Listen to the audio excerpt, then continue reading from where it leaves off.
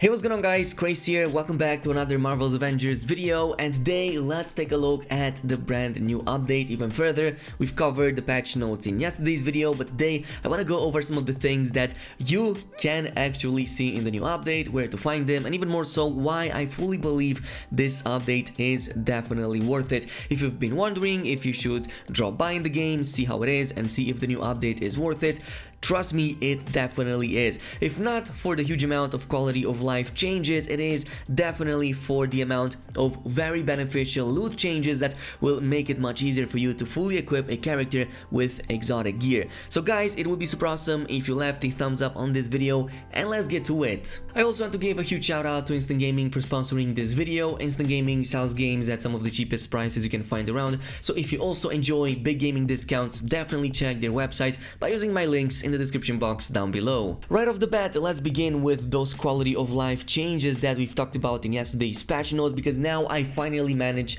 to test them and they are simply beautiful. So the first one, and one that actually I like the most, is the fact that you can now finally sprint when you are on any of your outposts, especially on the helicarrier, which tends to be just a straight long line that takes quite a bit to traverse. So this was actually a lot more than I was expecting from the patch notes, because the patch notes only said about moving faster in it, not actually being able to sprint at full speed. So yes, you can do that with all of your characters. The only problem is that you still cannot jump on it. I think that maybe that's because of clipping issues, but it does make it much easier to get from one end to another without spending too much time. And you can use some of the shortcuts in order to jump down, for example in the hangar area, where you will reach that vendor NPC over there. Now, speaking of vendors, you can now finally check and preview every single piece of item that you will want to purchase from these vendors. This includes everything from the skins, the suits, as well as some of those really cool emotes. But you know, since this is kind of self-explanatory, I'm not going to stay on it for much longer. But I do want to talk about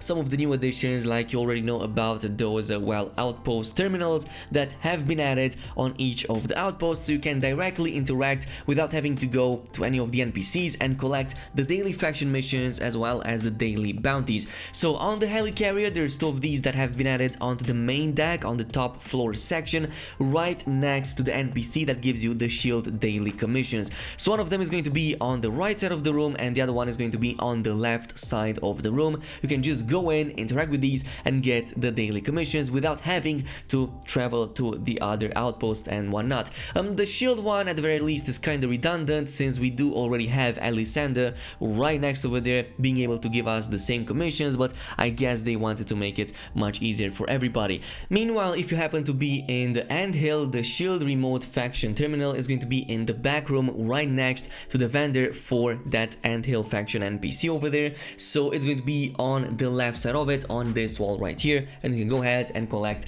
all of these daily commissions as well as the bounties. Now, I didn't find the one for, well, the Inhuman Alliance, but I'm pretty sure it's over there as well, so you might just want to go ahead and explore for a little bit longer. But this brings us, of course, to the brand new rewards, and we already kind of know from the patch notes that there are guaranteed exotics dropping from the Mega Hive, as in you're gonna get two of these at the end of them, but there's actually an undocumented one that rewards extra exotics for your characters, and that's going to be the priority villain sector. And to be more specific, in my case, I got it from the higher level priority sector. In this case, it is the Gathering of Evil, which features Abomination over there as the end boss. So I went ahead, I've completed this. Even though the reward listed is a legendary guaranteed, in my case I was able to get a full-on exotic for my Thor character. And after searching around, after talking with some players, and after asking around, I've noticed that there's a bunch of other people who also got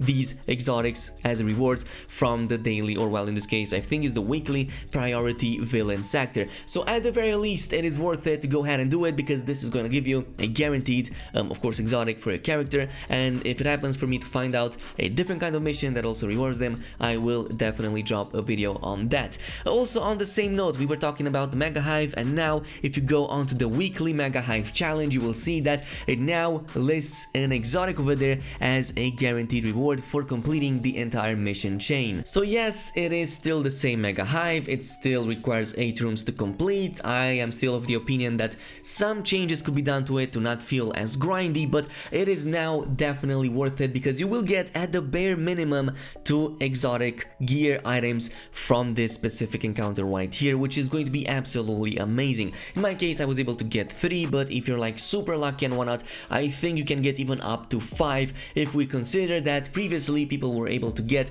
3 by default without having those exotics already guaranteed. So in this case, I'm fully expecting people to get up to 5 exotics in one single run.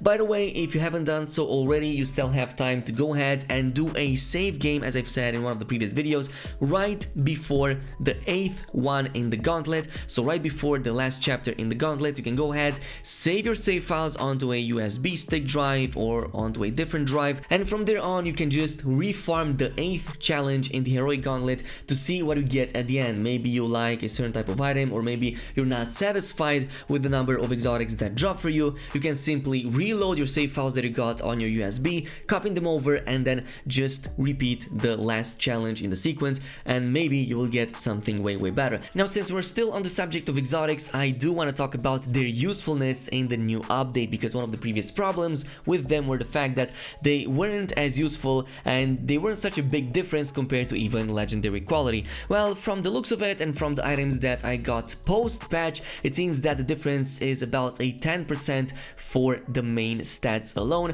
and then there's also the better perks on the gear that you usually find on these types of items. So in this case, you can see that I have an item with might, precision, and valor all over 40. Meanwhile, a similar item of about 130 legendary has about 10 stats less for each of those 3 types of stats. So 10 points less on average is what I'm usually getting. So I'm not sure if it's like a full-on 10% well, difference. I think it's a little bit higher than that, but it is a pretty significant difference nonetheless. And I was also able to get a few items with some really good stats, like for example this one right here that seems to be very easy at just spamming those Jarvis shields that can definitely be amazing in the higher challenge difficulties. But I got a number of other items as well in there, some of them that I didn't end up using. So for example, I also got this belt right here that is kind of useful, like it has proficiency and might, but in my case I'm looking for a lot of valor, so I ended up not using it. Anyway, this is it with some of the biggest changes. Of course, these are the ones that might be missable, so that's why I wanted to make